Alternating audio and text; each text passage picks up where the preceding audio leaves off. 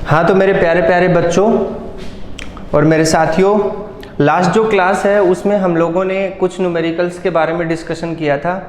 वो न्यूमेरिकल्स जो हैं हमारे मोशन और सेकंड लॉ ऑफ जो न्यूटन का जो सेकंड लॉ है मोशन का उससे रिलेटेड थे, जिसमें हमने वेलोसिटी टाइम ग्राफ का भी न्यूमेरिकल लिया और अदर एक दो न्यूमेरिकल और भी लिए थे हमने। तो उसके बाद जो नेक्स्ट जो टॉपिक आता है आपका वो है third law of motion. Motion के जो दो लॉ हैं, फर्स्ट लॉ और सेकंड लॉ, वो हम डिस्कस कर चुके हैं। लीनियर मोमेंटम भी हम डिस्कस कर चुके हैं। तो अब जो थर्ड जो पॉइंट आता है वो है आपका थर्ड लॉ ऑफ मोशन। अब इसमें क्या होता है, देखिए मैं आपको कुछ नॉर्मल से एग्जांपल बताता हूं जो हम लोगों ने काफ़ी बार किए भी हैं या फिर हमने देखे भी हैं। और उनमें सबसे मोस्ट इम्पॉर्टेंट जो एग्जांपल है वो हम लेते हैं एक बैलून का। किसका लेते हैं? बैलून का। अभी सपोज कीजिए कि हमारे पास एक बैलून है, उस बैलून को आपने एयर फिल करना शुरू किया और जैसे ही आप उसको पूरा फुल एकदम कंप्लीट एयर से वो फुल हो जाएगा, आपने उसको एयर डाल दी है उसके अंदर। जैसे फॉर एग्जांपल ये देखिए, यहाँ से इस तरीके से एक बैलून है आपके पास में, ये बैलून है। इस बैलून को आपने एयर फिल की, ये एयर फिल की, ये फुल अपनी शेप में आ गया है। इतनी शेप में आ गया है कि ये फटे नहीं, इससे ज़्यादा अगर हम एयर डालेंगे तो ये फट जाएगा। अब हमने इसका जो ये माउथ है, इस माउथ को हमने पकड़ लिया, ऐसे पकड़ लिया। पकड़ने के बाद में हम जैसे ही इसके माउथ को छोड़ देंगे, रिलीज करेंगे, जैसे ही इसके माउथ को आपने छोड़ दिया, रिलीज किया, उस केस में क्या होगा, इस बैलून के अंदर की जो एयर है वो बाहर निकलेगी, तेजी से बाहर निकलेगी ऐसे। और अगर वो बाहर निकलेगी तो क्या होगा, एयर का मोशन इस डायरेक्शन में होगा और बैलून का मोशन इस डायरेक्शन में होगा। ऐसे जो एग्जाम्पल, ये जो एग्जाम्पल है ये मोस्ट पॉपुलर एग्जाम्पल है आपका थर्ड लॉ ऑफ मोशन को समझने के लिए। हमें बहुत अच्छे से पता है, हमारे घर में भी हम लोग देखते हैं कि छोटे बच्चे जो होते हैं, छोटे ही नहीं आप लोग भी ऐसा करते हो कि बहुत बार हम बैलून को पूरा हवा में उसको मतलब हवा से उसको फुल करके और फिर जैसे ही हम उसको रिलीज करते हैं तो वो ऊपर की तरफ ऐसे ऐसे मोशन करता हुआ तब तक ऊपर की तरफ जाता है जब तक कि उसके अंदर की पूरी जो एयर है वो बाहर ना निकल जाए। तो एयर की जो डायरेक्शन है वो टुवार्ड्स द अर्थ होती है जैसे ही हम उसको ऊपर छोड़ते हैं, और गुब्बारे की जो डायरेक्शन है बैलून की वो ऊपर की तरफ होती है। अगर इस डायरेक्शन में छोड़ा तो ऐसे जाएगा और हवा इस साइड में आ जाएगी।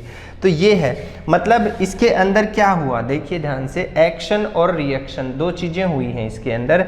अगर मैं आपको बताऊं कि एक तरफ एक्शन हुआ, इसको अगर हम एक्शन माने इस साइड वाले को, तो ये क्या होगा, रिएक्शन, ये रिएक्शन है, ठीक है।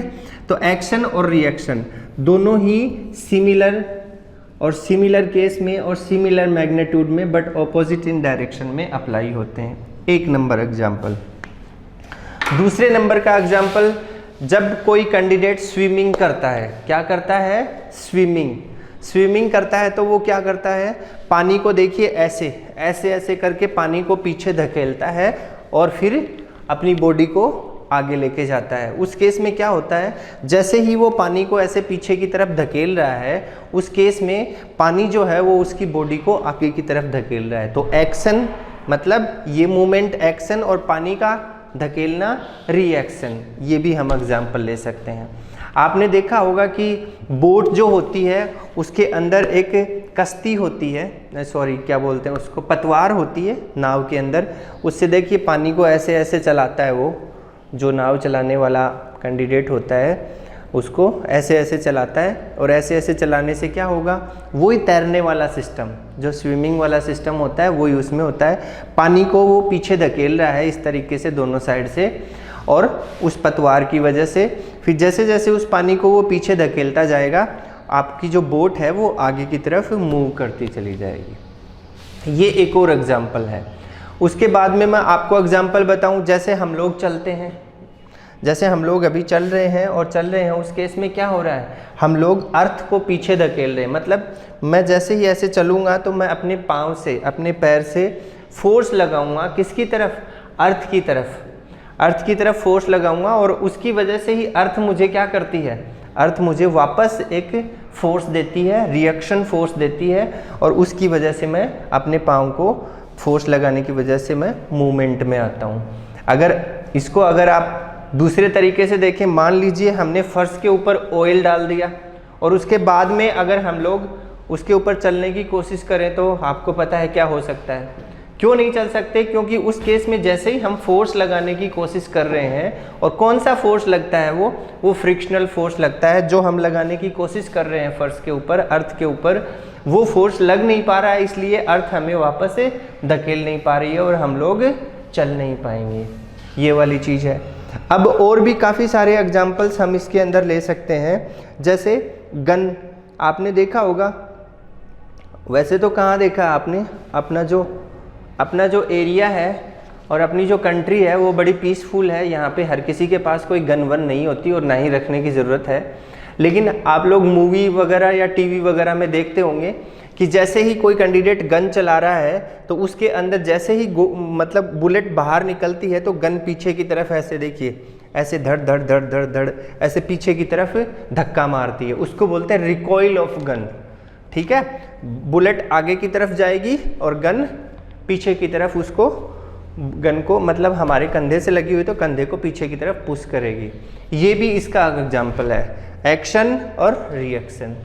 फिर हमने देखा होगा कि दीपावली वगैरह, त्यौहार वगैरह या शादी वगैरह में हम लोग क्या करते हैं, हम लोग है ना आतिशबाजी करने के लिए पटाखे लाते हैं, उनमें एक रॉकेट वाला भी पटाखा होता है, वो भी आपने देखा होगा। उसमें क्या होता है, उसके अंदर जैसे ही हम उसको चलाते हैं तो बारूद जलना जैसे ही शुरू होता है, तो इग्निशन जैसे ही उसमें शुरू हुआ तो जितना तेजी से बारूद पीछे की तरफ निकलता है उतनी ही तेजी से वो ऊपर की तरफ मूवमेंट करता है।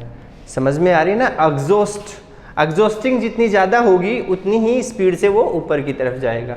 तो एक फोर्स जो है वो बारूद पीछे की तरफ निकल रहा है, उसकी वजह से एक फोर्स ऊपर के साइड में लग रहा है। ऐसे बहुत सारे एग्जांपल्स हैं जिससे हम समझ सकते हैं कि फोर्स जो है वो पेयर्स में होता है। किस में होता है, पेयर्स में, कभी भी सिंगल नहीं होता। फोर्स कभी भी सिंगल नहीं होता है, वो पेयर्स में ही अप्लाई होता है, हमेशा पेयर्स में ही अप्लाई होता है। ये बात हमें याद रखनी है। तो उसी पेयर से रिलेटेड न्यूटन ने एक जो लॉ बनाया है उसमें ये बताया गया है कि एक्शन और रिएक्शन, दो फोर्स किसी भी बॉडी के ऊपर अप्लाई होते हैं और दोनों का जो मैग्नीट्यूड है वो सेम माना गया है यहाँ पे, बट डायरेक्शन जो है वो दोनों की ऑपोजिट हो सकती है। तो यहाँ से देखिए आप, मैं इस स्टेटमेंट को आपको समझा रहा हूँ यहाँ पे, और उस स्टेटमेंट के लिए हम लोगों ने पहले से ही यहाँ पे मैंने लिख रखा है। इस स्टेटमेंट को देखिए आप और समझिए, और फिर इसको आप PDF जो नोट्स मैं आपको प्रोवाइड करवा रहा हूँ उसमें आपको मिलेगा ये। और वैसे अगर आप चाहें तो अभी भी इसको नोट कर सकते हैं। देखिए, all bodies exert equal and opposite force on each other forming an action reaction pair, forming an action reaction pair. देखिए दोबारा से रीड कर रहा हूं मैं, जो बातें मैंने अभी आपको बताई एग्जांपल्स के तौर पे वो सारी की सारी इसके अंदर इंक्लूडेड है।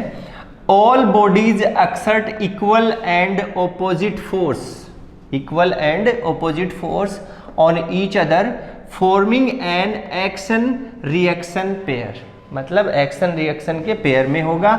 According to Newton's third law of motion every action has an equal and opposite reaction. ये वाली बात ठीक है, ये चीजें हमारे न्यूटन के लॉ को, थर्ड लॉ को समझाती है, हमें समझने की पावर देती है हमें। ठीक है, अब एक चीज हमें ध्यान में रखनी है, वो क्या है, वो ये है कि ये जो एक्शन रिएक्शन के जो दो फोर्स लग रहे हैं, पेयर में लग रहे हैं, ये वाले फोर्स कभी भी सिंगल बॉडी पे अप्लाई नहीं होंगे, ये डिफरेंट डिफरेंट बॉडी पे अप्लाई होंगे।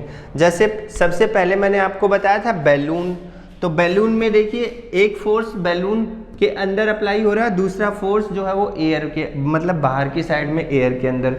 अगर पानी की बात करें, स्विमिंग कर रहे हैं हम लोग, तो एक फोर्स जो है वो पानी के ऊपर अप्लाई कर रहे हैं हम लोग और दूसरा फोर्स हमारी बॉडी पे लग रहा है। ठीक, और अगर हम चलने की बात करें तो हम वॉकिंग करते हैं तो एक फोर्स हम कहाँ लगा रहे हैं, अर्थ के ऊपर, और दूसरा फोर्स अर्थ हमारे ऊपर लगा रही है, मतलब दो बॉडी होंगी। सिंगल बॉडी पे कभी भी ये एक्शन रिएक्शन फोर्स जो है वो अप्लाई नहीं होगा। अगर ऐसा होता है तो वो मूव नहीं करेगी बॉडी, वो मूवमेंट में नहीं होगी। तो सारी की सारी, जैसे बुलेट और गन वाला है तो एक में फोर्स जो है वो गन पे लग रहा है और दूसरा बुलेट पे लग रहा है, ऐसे सारे एग्जांपल्स में वो पेयर में जो फोर्स है वो अलग अलग बॉडी पे लगेगा। उसके लिए मैंने यहाँ पे नोट लगा के आपको समझाया है। क्या है इसमें देखिए, it must be remember that action and reaction forces act on different bodies which exerts on influence on each other. If they acted on same body no object could ever move, no object could ever move as forces would cancel each other. समझ गए? Clear? ये वाली चीज भी हमें इसके साथ में याद रखनी है। अब जो नेक्स्ट जो चीज आती है हमारी, वो हम नेक्स्ट लेक्चर में डिस्कस करेंगे, जिसको हम बोलते हैं कंजर्वेशन लॉ ऑफ मोमेंटम। क्या बोलते हैं? Conservation law of momentum.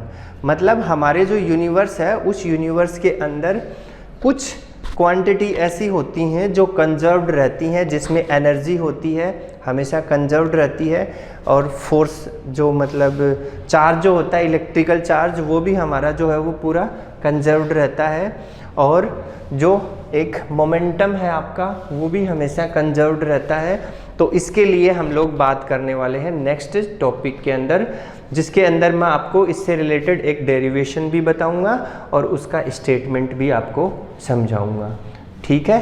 Thank you so much, have a nice day.